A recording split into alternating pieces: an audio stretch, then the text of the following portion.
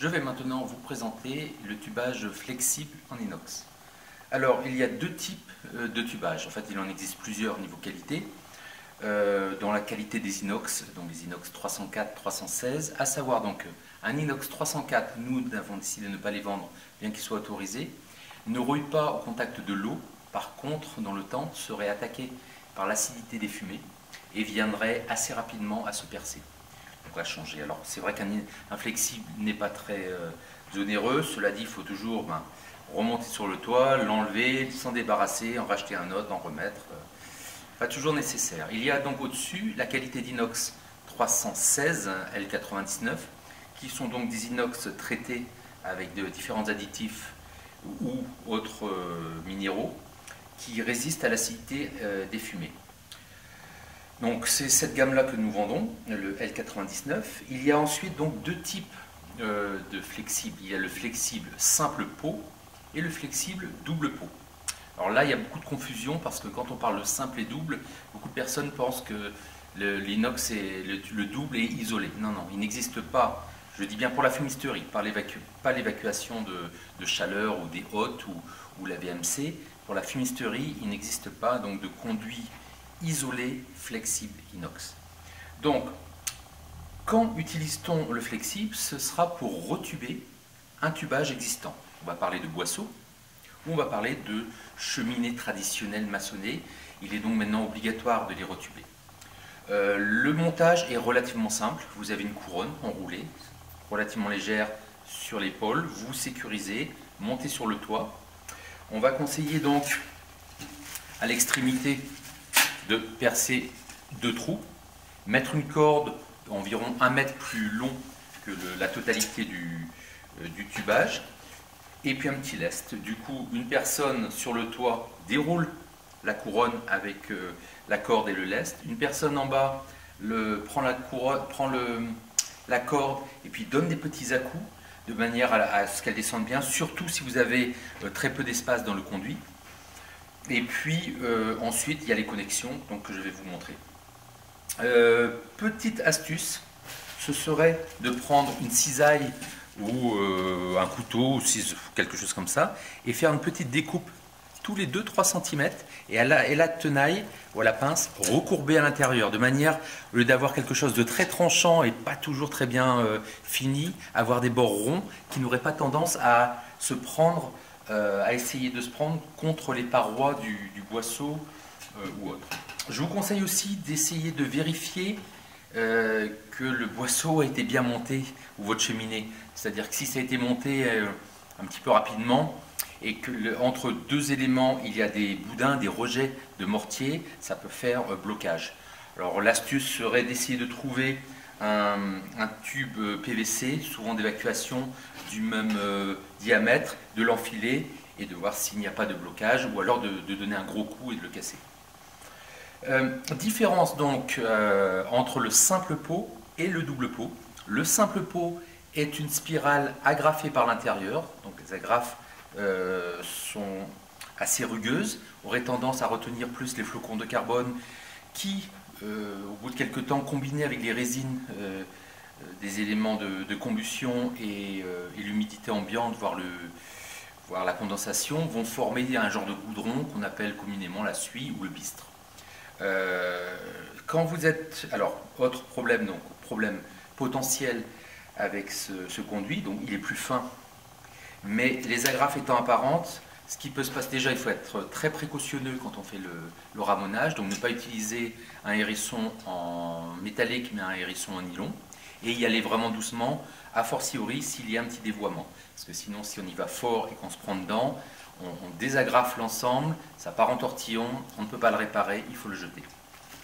Lorsque l'on parle de double pot, ça va être inflexible dans un flexible. Donc le flexible intérieur va être 2-3 mm de diamètre inférieur, et on va mettre les flexibles agrafe contre agrafe, et du coup on va avoir une texture un petit peu aplatie, et donc où les agrafes ne seront pas apparentes.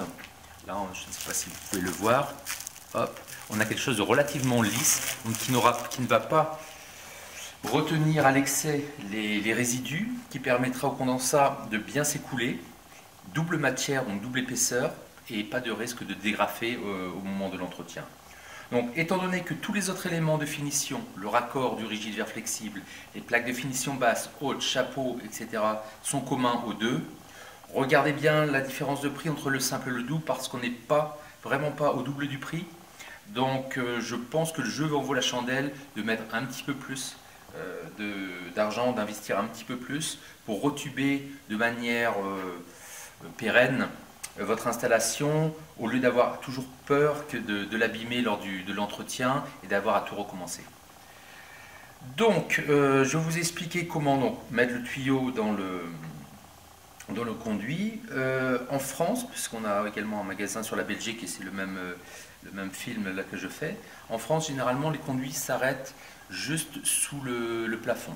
Donc, ce que l'on fait, c'est qu'on met une plaque de finition basse qui va, alors je ne l'ai pas avec moi, ressembler à celle-ci, vous voyez, avec une platine qui va venir boucher le boisseau.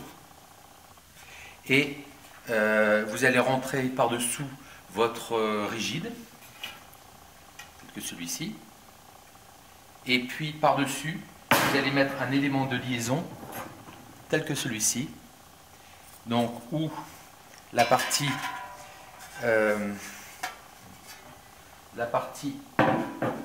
la plus épaisse va venir accueillir le flexible. Il faut faire attention aux bavures, hein, j'aurais dû mettre des gants. Voilà. Tel que ceci, jusqu'à l'encoche, l'arrêtoir. Et ensuite, vous le stabilisez en mettant 3 ou 4 vis auto-perforatrices en inox de quelques millimètres, hein, 5 à 10 mm suffisent. Et donc la partie mâle va venir rentrer, alors soit dans la plaque de finition basse, ou alors directement sur votre T à l'arrière du poêle.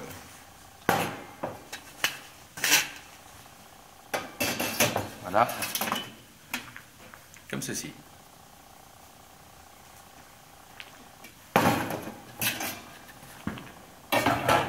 Petite particularité pour la Belgique, alors là on a le T pour la France ordinaire sur lequel on peut mettre un tampon, et pour la Belgique nous les faisons avec le bras horizontal démontable. Alors c'est quand même assez pratique parce qu'en Belgique, hop, je vous le défais, voilà, vous voyez, en Belgique souvent le conduit descend jusqu'en bas, donc au lieu de faire un gros trou pour avoir accès au T, on peut se contenter de relier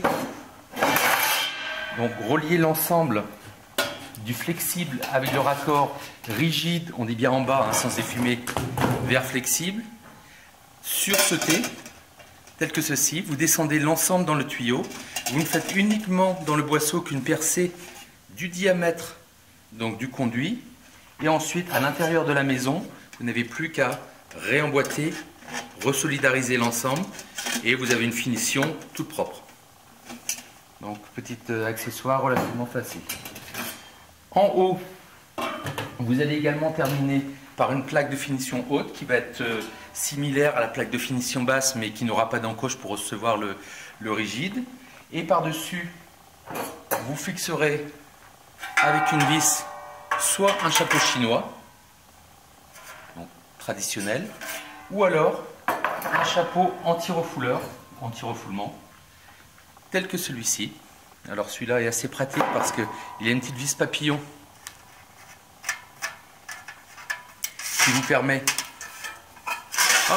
d'avoir accès pour le ramonage sans avoir tout à démonter. Et donc l'avantage du chapeau anti-refouleur, c'est qu'il va avoir un pare-vent qui va briser les vents et empêcher au vent de rentrer à l'intérieur et appuyer sur les fumées. Il ne faut pas oublier que les fumées montent à une vitesse relativement lente, autour des 20 km/h, et dès qu'il y a un vent à 30 km/h ou plus, et qu'il rentre dedans, il appuie dessus. Donc ça fait un excès de flocons de carbone, donc un encrassement prématuré, mais aussi le feu qui à un moment va commencer, puisqu'il n'y a plus d'appel d'air, plus de circulation, plus de tirage, qui peut commencer à s'étouffer. Donc vivement recommandé hein, pour l'investissement total, quelques euros de plus, une 30-40 euros, de faire l'option du chapeau anti-refouleur. Vous aurez un meilleur rendement pour votre installation. Alors, petite précision sur le retubage de conduit. On retube un conduit quand on a un conduit existant pour plusieurs raisons. Le gaz va être comprimé, il y aura plus de pression et un meilleur tirage. L'entretien est aussi plus facile. Et ce qui va se passer, c'est que le conduit qui n'est pas isolé va perdre de la calorie.